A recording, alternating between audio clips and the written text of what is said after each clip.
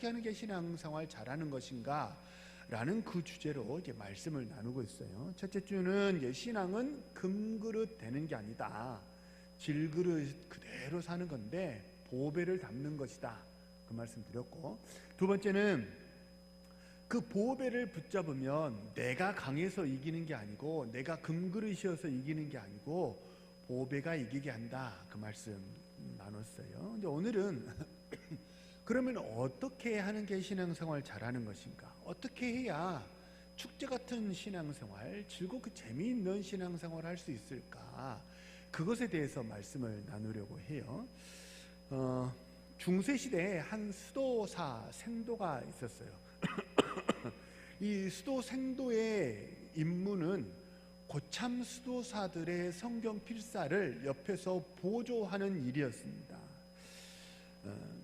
그때는 인쇄술이 지금처럼 발달하지 않았기 때문에 일일이 사람이 필사를 해야 했거든요. 그래서 뭐 필사에 필요한 뭐 이렇게 종이, 잉크 그런 것들을 공급하고 수발하고 보조하는 일들을 선지 생도가, 수도사 생도가 했습니다. 그렇게 몇 달이 지나고 나서 이 생도의 마음속에 어떤 의문이 하나 들더라는 거예요. 그게 뭐냐면, 이렇게 우리 선배들이 필사해놓은 그 필사본을 보고 또 후배들이 필사하는, 필사본을 보고 필사하고 필사본을 보고 필사하는 이런 구조로 계속 필사가 이루어진다고 한다면, 그러면 만약 그 중간에 누군가가 뭔가 하나를 잘못 기록하면, 그러면 그 뒤에 모든 후배들의 성경 필사가 다 오류가 나는 것 아닐까라는 그런 의문이 들더라는 거예요. 합리적인 의문이죠. 그래서 이 수도사 생도가 수도 원장에게 가서 말합니다. 지하에 있는 성경 원본 보관소에 가서 지금 우리가 필사하는 그 필사본과 원본을 한번 이렇게 대조하는 작업이 필요하지 않겠습니까? 그래서 우리가 지금 필사하는 이 필사본이 과연 올바른 필사본인지를 확인하는 작업이 좀 필요한 것 같습니다, 말씀을 드렸더니 수도원장이 펄펄 뛰더라는 거예요. 절대 그런 일은 있을 수가 없다는 거예요. 그리고 나서 다음 날이 되었는데, 이 다음 날 오전이 지나고 오후가 되어서도 수도원장이 나타나질 않아요. 보이질 않아요. 그래서 이 수도사 생도가 혹시 성경 원본 보관소에 간 건 아닐까 싶어서 가보았더니 아니나 다를까 거기에 빗장이 열려 있었고 문이 열려 있었어요. 거기서 수도 원장이 머리를 벽에 찌우면서 막 이렇게 대성통곡하며 울고 있더라는 거예요. 그래서 수도 생도가 수도 원장에게 묻습니다. 왜 그렇게 울고 있느냐고 물었더니 이 수도 원장이 울음 섞인 목소리로 하는 말이, 원문에는 celebrate였어, celebrate가 아니었어 라고 이렇게 말하더라는 거예요.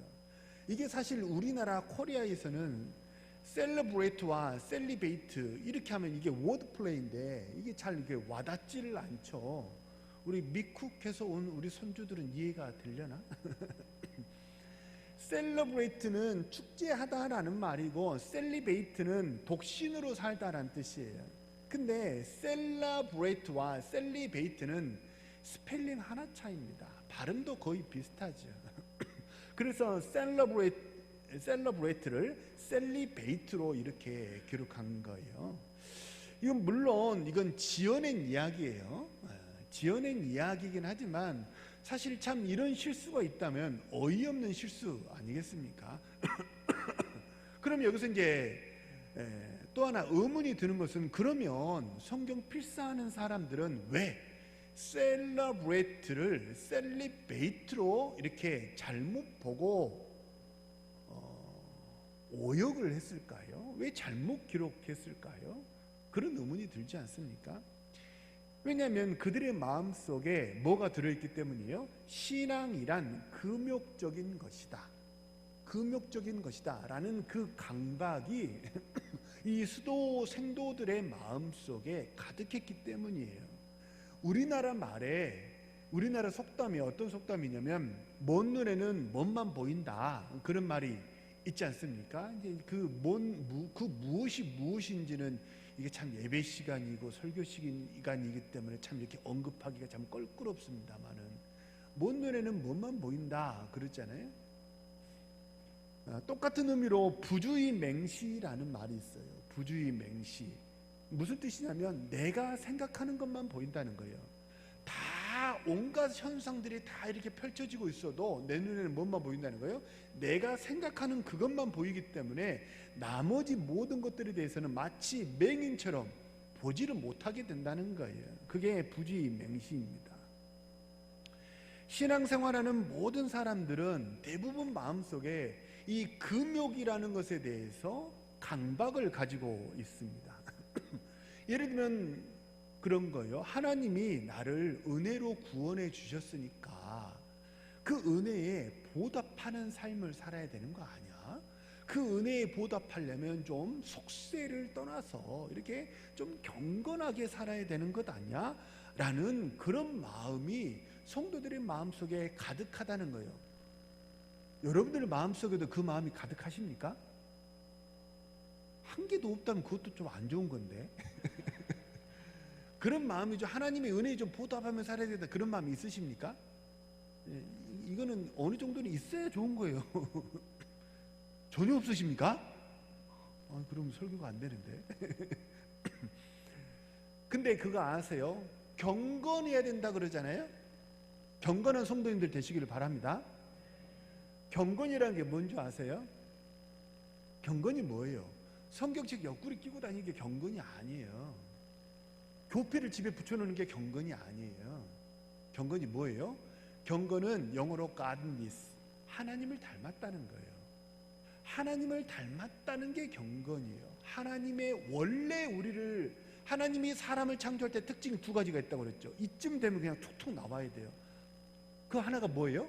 사람을 뭘로 지었다? 하나님의 형상으로 지었다. 또 사람에게 뭘 주셨다? 성령을 주셨다. 그러니까 우리는 하나님의 형상, 하나님의 성품을 우리에게 주셨거든요.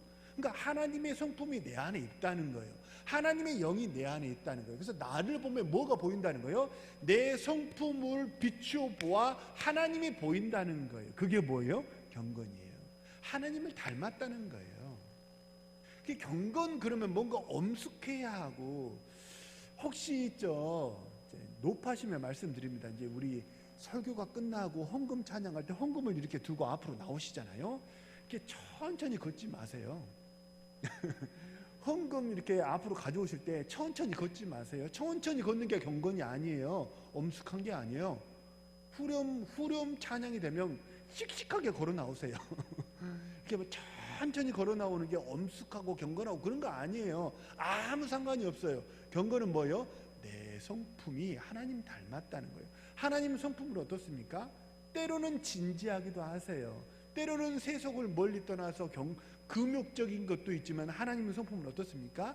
밝으세요. 하나님은 밝은 분이고 활기찬 분이세요. 역동적인 분이세요. 복음은 능력이라 하잖아요. 그 능력은 뭐예요? 두나미스, 다이너마이트예요. 능력이에요. 역동적인 거란 거죠. 물론 신앙은 우리가 그동안 배우고 알았던 것처럼 금욕적인 요소가 있기는 합니다. 하지만 금욕적인 것은요, 잘 들으세요. 금욕적인 것은 결과이지 동력이 아니에요. 금욕은 결과이지 원인이 아니에요. 금욕하거나 뭔가를 억누르는 방식으로는요, 절대 하나님이 우리에게 주시려고 하는 천국의 삶을 살지를 못해요. 천국은 뭔가 엄격한, 조금이라도 발을 헛디디면 낭떠러지에 떨어질 것 같은 사방이 막 율법으로 얽히설키 그런 곳에서 발걸음 하나 마음대로 떼지 못하고 조심하는 그런 막 조마조마하게 살아가는 곳이 천국이 아니에요. 그게 신앙이 아니에요. 그렇게 만약에 금욕적인 것으로, 고행적인 것으로 신앙을 접근한다면 그러면 복음을 이해할 수가 없어요. 천국을 이해할 수도 없고 절대 교회 생활이 즐겁지가 않아요. 하나님이 우리에게 주시려는 천국은요, 마치 고3 수험생이 그래, 내가 1년 동안 죽었다 생각하고 열심히 공부만 해야지. 옛날에는 사당 오락이라는 말이 있었잖아요. 그죠? 4시간 자면 합격하고 5시간 자면 떨어진다고. 그래서 1년 동안은 죽었다고 생각하고 먹을 것도 안 먹고 잠도 덜 자고 놀 것도 안 놀고 열심히 공부해서 대학에 가기만 해봐라. 대학에 가기만 하면 그때는 내가 먹고 싶은 거 다 먹고 하고 싶은 거 다 하고 뭔가 욕구를 꽉 이렇게 눌렀다가 스프링처럼 팽 하고 이렇게 튀어오르는, 천국 가서 내가 진짜 이 땅에서는 내가 하고 싶은 건 다 못했지만 천국에서는 마음껏 누리고야 말리라, 이런 게 천국이 아니라는 거예요. 물론 하나님이 우리에게 주시는 천국, 그 안식은요, 장차 누려야 된다, 장차 누리게 된다라는 미래적인 요소가 분명히 있습니다. 하지만 천국은 미래적인 요소가 있을 뿐만 아니라 지금 우리가 예배하는 이 예배당에, 우리의 가정에, 우리가 다니는 직장에, 지금 이곳에 임하는 현재의 천국도 있는 줄로 믿으시기를 바랍니다. 그래서 요한복음 17장 3절은 뭐라고 얘기하냐면요, 영생이 뭐냐? 영생은 천국이거든요. 영생이 뭐냐? 영생은 유일하신 참 하나님과 그의 보내신 자 예수 그리스도를 누리는 거래요. 아는 거래요. 안다는 건 누리는 거거든요.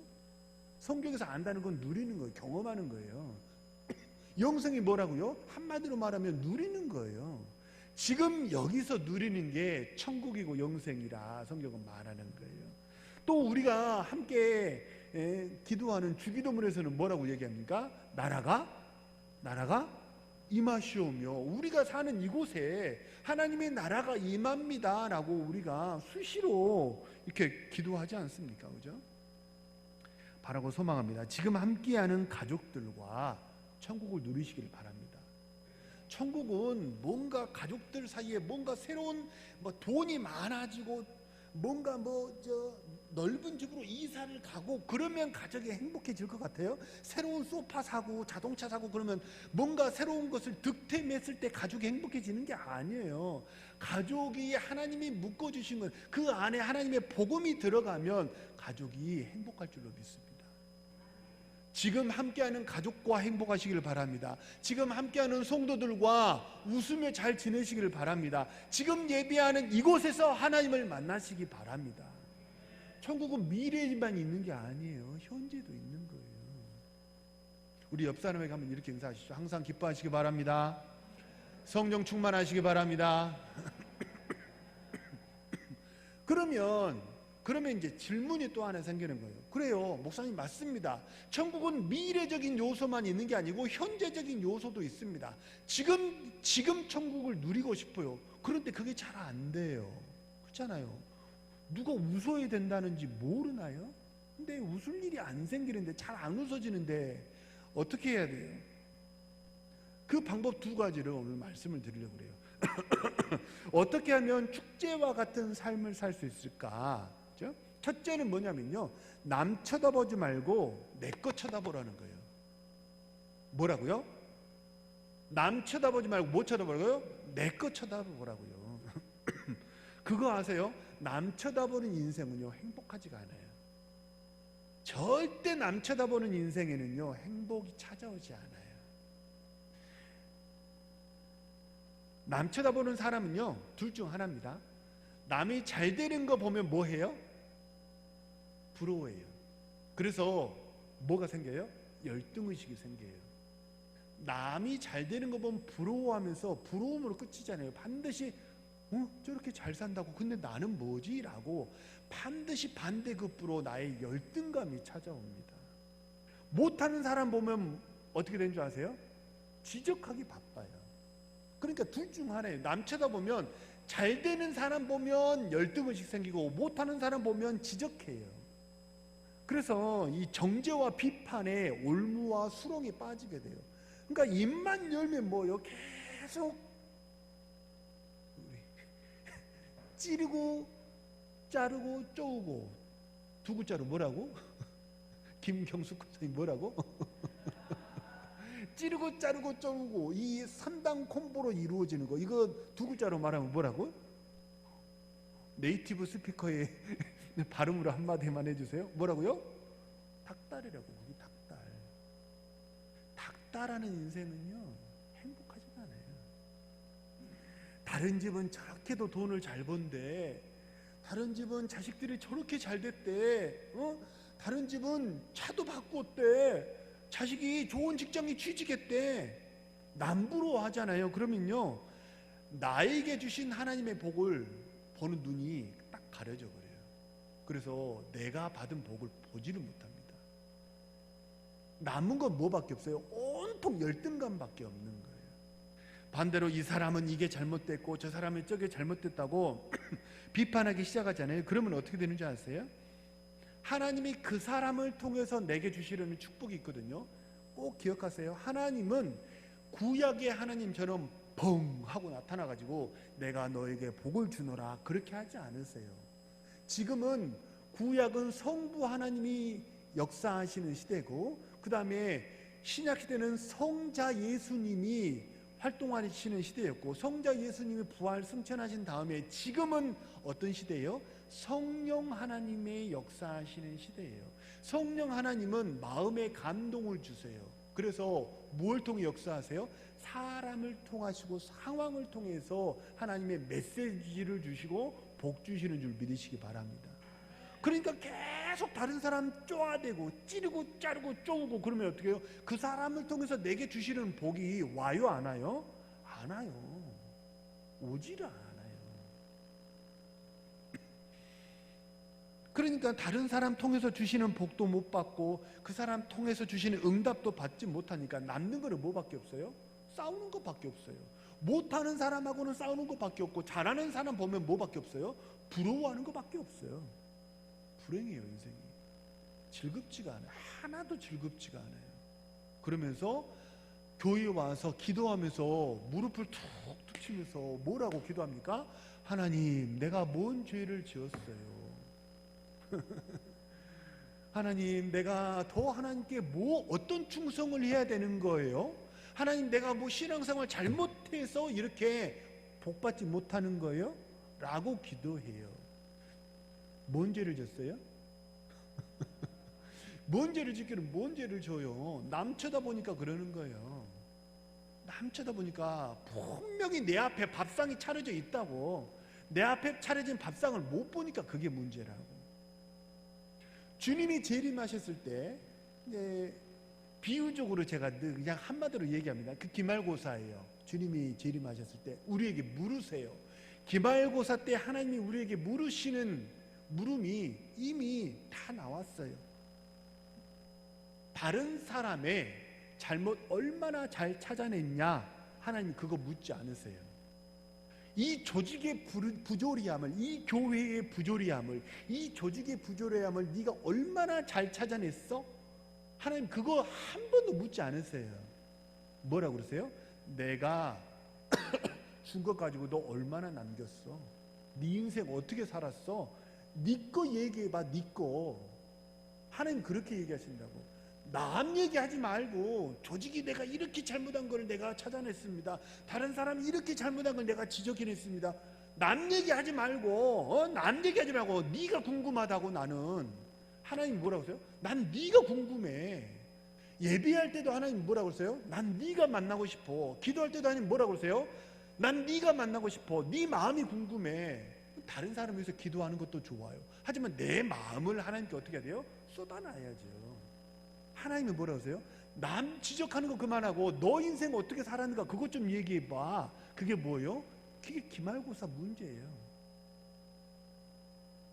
내게 주신 가족들과 잘 지내시기를 바랍니다. 내게 주신 시간을 잘 사시기를 바랍니다. 내게 묶어주신 성도들과 이웃들과 잘 지내시기를 바랍니다. 그리고 마지막으로 내게 주신 사명에 집중하시기를 바랍니다. 그게 가장 복된 길이에요. 우리 오늘 같이 읽은 본문은요, 안식일에 이삭을 잘라 먹은 사건을 소개해요. 자, 안식일에 이삭을 잘라 먹은, 비벼 먹은 이 사건, 이 상황을 본 바리새인들이 왜 안식일에 할 일을 하지 못하느냐라고 시비를 걸고 지적하거든요. 자, 제가 한번 물어볼게요. 자, 생각해 보세요. 지금 시비 걸고 지적하는 이 바리새인들은 축제 같은 신앙생활을 했을까요? 아니면 지옥 같은 신앙생활을 했을까요? 성경에 이렇다 저렇다라고 언급하지는 않아요. 그들이 이랬다 저랬다 말하지 않았지만 주님한테 실컷 두둥겨 맞는 거 보면 이들은 축제 같은 삶 못 살았던 것 같아. 그러지 않습니까? 방금 말씀드렸죠. 남 쳐다본 인생은 행복해요, 불행해요? 불행해요. 바리새인들은 맨날 하는 게 뭐였어요? 누가 율법 어기는가 이거 쳐다보고 다녀요. 내 거는 자랑하기 바쁘고 다른 사람에 대해서 뭐예요? 누가 율법 어기는가 그거 지적하기 바빠요. 그리고 예수라는 새로운 인물이 혜성같이 등장했어요. 이 사람이 센세이션을 일으켜요. 그러니까 어떻게 했어요? 맨날 사람 보내가지고 야 따라가봐 뭐 하는지 좀 알아봐. 뭐 하대? 그리고 예수님이 어디서 누구를 만났는지 거기서 뭘 했는지 그거 보고받고 그거 대책회의하느라고 잠도 못 잤어요. 이 사람들 그렇잖아요. 그거 보고받고 대책회의하는데 이거 시간이 얼마나 많이 걸렸겠어요. 그죠? 그러니까 이들도 모르긴 몰라도 이 바리새인들도요 꽤나 피곤한 인생 살았어요. 잠도 못 자고 그죠? 누리지도 못하고 열심히 살았습니다. 그들은 그게 하나님을 향한 열심이라고 생각했어요. 착각이죠. 하나님을 향한 열심이라고 생각하고 먹을 것도 안 먹고 잠도 안 자고 열심히 지적하며 다녔습니다. 그런데 하나님한테 어떻게 했어요? 주님이 와가지고 계속 야단만 치잖아요. 세상 모든 사람에게 공평한 게 하나 있다고 한다면 그건 뭐냐면 시간입니다. 시간은요 모든 사람에게 공평합니다. 빌 게이츠가 가진 1초나 내가 가진 1초나 공평합니다. 먹는 거는 다를 수 있어요. 사는 집도 다를 수 있어요. 옷는 입도 다를 수 있어요. 그러나 시간은 모든 사람에게 공평합니다. 배운 사람이나 못 배운 사람이나 젊은 사람이나 나이 든 사람이나 부자나 가난한 사람이나 1초는 똑같습니다. 그 똑같은 시간으로 어떻게 사시겠어요? 그건 내가 정하는 거예요. 갈라디아서 5장 15절에 보면요 만일 서로 물고 먹으면 피차 멸망할까 조심하라 말합니다. 서로 물고 먹는 거예요. 물고 뜯고 하는 거예요. 그러면 어떻게 된다고요? 마귀 좋은 일만 시키는 거예요. 다 죽는 거예요. 진흙탕에서 뒹굴면요 사람도 잃고요 축복도 잃어요. 다 잃기만 하지 좋아지는 게 단 한 개도 없어요. 예? 다 같이 멸망하는 거예요. 이제 핸드폰이 어디서 울리는가 두리번 해봐야 앱에만 집중이 안 될 뿐이에요. 아 급하신 전화가 왔나 보다 이렇게 생각하면 돼요. 또 마태복음 25장 23절에도 뭐라고 그러냐면요 잘하였도다 착하고 충성된 종아 내가 적은 일에 충성하였음에 내가 많은 것을 내게 맡기리니 내 주인의 즐거움에 참여할지어다 그래요. 내 주인의 즐거움에 참여하래요. 어떤 사람에게 하나님이 이런 즐거움을 주세요? 잘하였도다 충성된 종아 내가 적은 것으로 내게 맡겼어. 근데 넌 그것에 충성했어. 뭐라고요? 내게 맡긴 것에 충성하면서 하는 사람에게 하나님이 비로소 뭘 주시는 거예요? 즐거움을 주시는 거예요. 기쁨을 주시는 거예요. 내게 준 거 불만족하고 원망하고 불평하는 사람에게 하나님이 천국을 주지 않아요. 적은 것이라도 내가 받은 거 감사하고 내가 사는 집 감사하고 그렇죠? 내가 사는 인생 감사하고 우리 교회 감사하고 우리 성도 감사하고 남편이 감사하고 아내가 감사하고 자녀가 감사하고 모든 것을 감사하게 여기는 우리 성도님들 되시기를 바랍니다. 그러면 하나님 어떻게 한다고? 즐거움에 참여할지어다. 남 쳐다보지 말고 하나님 주신 인생 사시고 내게 주신 시간 사시고 내게 주신 사명을 이루는 그런 복된 삶을 살아가는 우리 성도님들 되시길 바랍니다. 자, 첫 번째는 남 쳐다보지 마라고 그랬어요. 그러면 뭘 쳐다봐야 될까요? 축제 같은 인생 사는 비결 두 번째, 하나님 봐야 돼요. 하나님 보고 은혜를 보며 살아야 돼요. 자, 웃음 십계명이라는 게 있어요. 한번 들어보셨는지 모르겠어요. 웃음 십계명 한번 들어보세요. 첫 번째, 크게 웃어라. 뭐 적을 필요는 없어요. 가치 있는 이야기는 아닌 것 같아. 제가 생각할 때 웃음 십계명 그러니까 십계명 그러면 우리는 왠지 막 받아 적어야 될 것 같은 그런 막 강박이 들지 않아요? 십계명 그러니까 막 성경적인 것 같고 별로 좋지 않다는 뜻에서 지금 소개하는 거예요. 문맥을 잘 따라오셔야 돼. 한번 들어보세요. 웃음 십계명. 첫째, 크게 웃어라. 두 번째, 억지로라도 웃어라. 세 번째, 일어나자마자 웃어라. 네 번째, 시간을 정해놓고 웃어라. 세 번째, 다섯 번째, 마음까지 웃어라. 여섯 번째, 즐거운 일을 생각하면서 웃어라. 일곱 번째, 주위 사람들과 함께 웃어라. 여덟 번째, 힘들 때 웃어라. 아홉 번째, 한 번 웃고 또 웃어라. 열 번째, 꿈을 이뤘을 때를 상상하며 웃어라. 어떠세요? 이렇게 하면 정말 웃는 날이 올까요?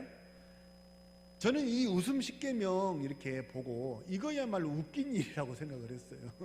이거야말로 웃긴 일이죠. 저는 이 말을 다 부정하고 싶진 않아요.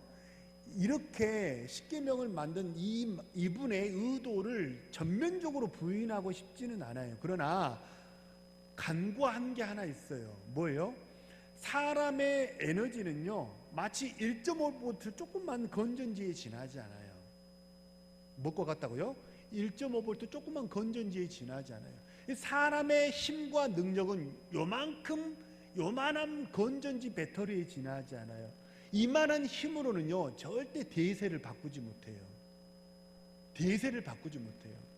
허물과 죄로 죽어서 사탄의 종로로 타는 이 크나큰 이 파도의 물결을 사람의 노력이라는 이런 건전지 하나로는 절대로 바꿀 힘도 없고 지속하지도 못해요. 그거를 간과해서는 안 돼요. 우리의 힘은 약해요. 오죽하면 우리 조상들이 작심삼일이라 말했겠어요? 오죽하면 화장실 들어갈 때 다르고 나올 때 다르다 그랬겠어요? 그죠? 사람의 마음이라는 게, 의지라는 게 그렇게 강인하지 않아요.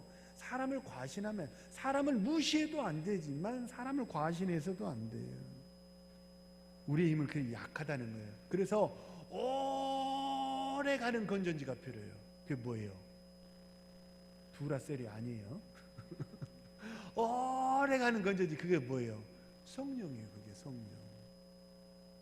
로마서 14장 17절 잘 아시는 얘기입니다. 하나님의 나라는 오직 성령 안에 있는 의와 평강과 희락이라. 하나님의 나라가 결론은 뭐라고 하면 희락이라는 거예요. 또 데살로니가전서 5장 17절 이거는요 예수 안 믿는 사람들도 다 아는 얘기예요. 항상 기뻐하라. 쉬지 말고 범사에.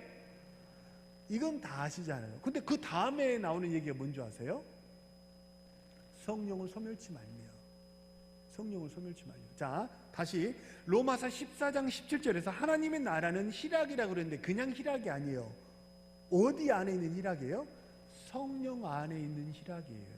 그리고 항상 기뻐할 수 있는 비결이 뭐예요? 성령을 소멸치 않는 거예요. 성령 안에 있을 때 비로소 그 성령의 권세와 능력이 우리 인생의 복된 삶을 이루어 가시는 줄로 믿으시길 바랍니다. 마른 수건 쥐어짜는 인생이 아니에요. 마른 수건 쥐어짜지 마세요. 정말 없는 거 막 쥐어짜가지고 물 한 방울 목사님이 예배 나오라고 하니까 막 없는 거 막 힘 짜가지고 예배 나오고, 그게 서로 힘든 일 아닌가? 그죠? 난 그런 목회 안 하고 싶어요. 우리 사랑하는 동네 성도님들 한 사람 한 사람이 다 성령 충만하시기를 바랍니다. 제가 무언가를 막 에너지를 부어줘야만 교회가 돌아가고, 제가 무언가를 부어줘야만 성도들이 움직이고, 그런 교회가 아니고 성도님들 한 사람 한 사람이 하나님 만나고 거기서 부어주시는 은혜와 능력이 충만해서 각 사람에게 발전기가 돌아가는 거예요. 왜? 내 성령이 내 안에 계시니까. 우리 성도님들이 심령 속에 성령께서 주시는 자가 발전기가 있는 줄로 믿으시길 바랍니다. 그 힘으로 사는 거예요. 담임 목사라는 큰 발전기 하나 가지고 교회를 돌리는 것하고 발전기가 100개, 200개 이렇게 돌아가는 것하고 어떤 교회가 더 힘있겠어요? 그거 두 말하면 잔소리지. 그러지 않습니까? 우리 성도님들이 복된 인생 살아야 돼요. 성령 충만하시기를 바랍니다. 그것이 가정이 사는 길이고, 그것이 직장이 사는 길이고, 그것이 교회가 사는 유일한 길이기 때문에 그렇습니다. 하나님이 주시는 복된 인생, 웃는 삶은 어디서 오는 거예요? 마른 수건 쥐어 짜는 데서 오는 게 아니에요. 뭐 점집 가가지고 굿한다고 오는 게 아니에요. 누가 뭐 이렇게 부적 하나 써주면 그거 이렇게 보듬고 다닌다고 그래서 악귀가 떠나가면 복이 오고 그런 게 아니에요. 성령 충만해야 합니다. 그죠? 잘 아시는 구절이에요. 시편 110편 3절에 보면 이 구절이 뭐냐면요, 전반부는 모르고 되게 후반부를 아셔. 새벽 이슬 같은 주의 청년들이 어떻게 한다고? 즐거이 헌신하니, 그러죠? 주께 나오는도 다 그러잖아요. 새벽 이슬 같은 청년들. 그래서 청년부 막 헌신 예배 때 이 구절 엄청 사용하잖아요. 근데 이 구절도 새벽 이슬 같은 청년들이 핵심이 아니에요. 앞서 말씀드린 하나님의 나라가 희락이다, 항상 기뻐라, 이게 초점이 아니고 뭐가 초점이에요? 성령 안에 있는 희락이라는 게 성령 안에가 초점이고, 성령을 소멸치 말라는 게 초점이에요. 마찬가지입니다. 새벽 이슬 같은 그런 거룩한 청년들이, 깨끗하고 순수한 청년들이 주께 헌신하는 삶을 살려면 어떻게 해야 돼요? 110편 3절에 보면 이렇게 나옵니다.